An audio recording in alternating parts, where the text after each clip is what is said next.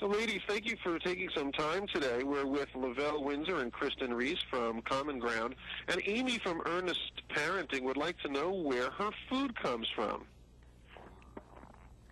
Sure, and Kristen and I are both farmers. We are part of findourcommonground.com, and we recognized, several farmers recognized that people were having a lot of questions about where their food comes from and what does a farm look like. And so Common Ground came to be as a grassroots movement. It's all farm women who are involved in the program, and we are volunteers, and we just like to try to facilitate conversations with other people about what kind of questions they might have about their food or about our farms. And our website, findourcommonground.com, has a lot of resources, a lot of questions. Maybe if you have questions about food prices or GMOs or antibiotics, those types of questions can be answered, backed up with USDA or FDA information. And then you can also connect with farmers all across the nation. So maybe it's not an area that Kristen or I have on our farm, but there's agriculture in the United States is very diverse, and we have lots of different types of farmers that are associated with Common Ground. Does Amy need to be getting only organic food? Great question. Organic and non-organic are only different by the production practice. And so when you go to the grocery store and you look at the price difference in those products, there is no nutritional difference. In fact, the American Academy of Pediatrics has done some research that shows there's no nutritional difference. So while you may make that option to purchase organic food in your family, while another makes the option to purchase non-organic foods, there's no nutritional difference. And one of the fantastic things about Common Ground is that we do embrace farming practices of all shapes and sizes. We don't want you to have any concerns about the food that you're purchasing at the grocery store or the farmer's market. We are fortunate to live in a country where we have an extremely safe food supply.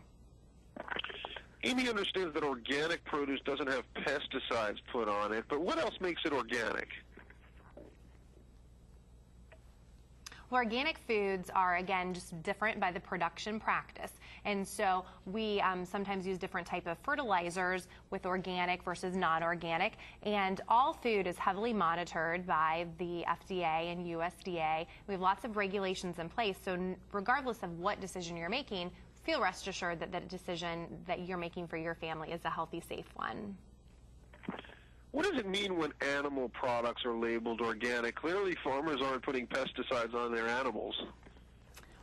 Well, the regulation process for organic foods is quite extensive, and so you have to go through a certification process. And so while we on our farm are not organic, all farmers are using the best standards of care practices when raising livestock. We want to ensure the product that we're feeding to our family, but also to others, is very safe and secure.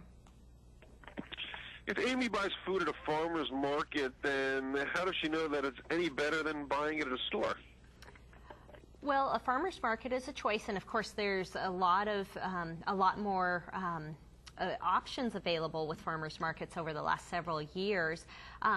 But either shopping at a farmer's market or shopping at a grocery store is a fine choice for each person. Sometimes the farmer's market produce may be a little bit fresher, but some farmers markets, it might just be, a lot of farmers markets have different types of produce that they allow. Some only allow local produce. Some allow produce that could be, come in from wherever. Where I live, one of the farmers markets that we go to, there's actually, I live in Kansas, and some of the produce that comes into our farmers market actually comes from California. So you just need to be mindful of that, just like you might want to be mindful of that in your grocery store too. But for example, in our household, we eat bananas almost every single day. Bananas aren't grown in the United States, but I know that that's a very good food for my children to eat and for myself to eat. They're very inexpensive, and we eat them almost every single day, and I feel very comfortable eating those. And I'm very happy that we have that abundance that we can purchase that. Where can Amy learn about what the proper seasons are for different types of fruits and vegetables?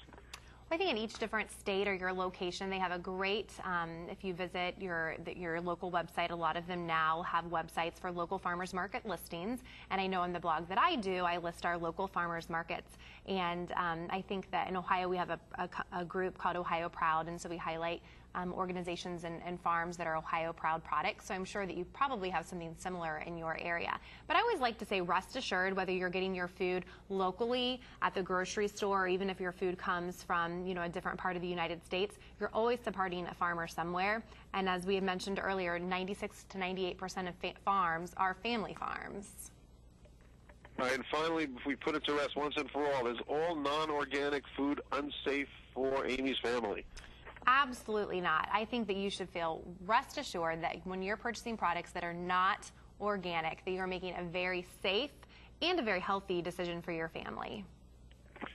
All right. Well, Lavelle Windsor and Kristen Reese from Common Ground, thank you so much for spending a few minutes and giving us some great information. Thank you.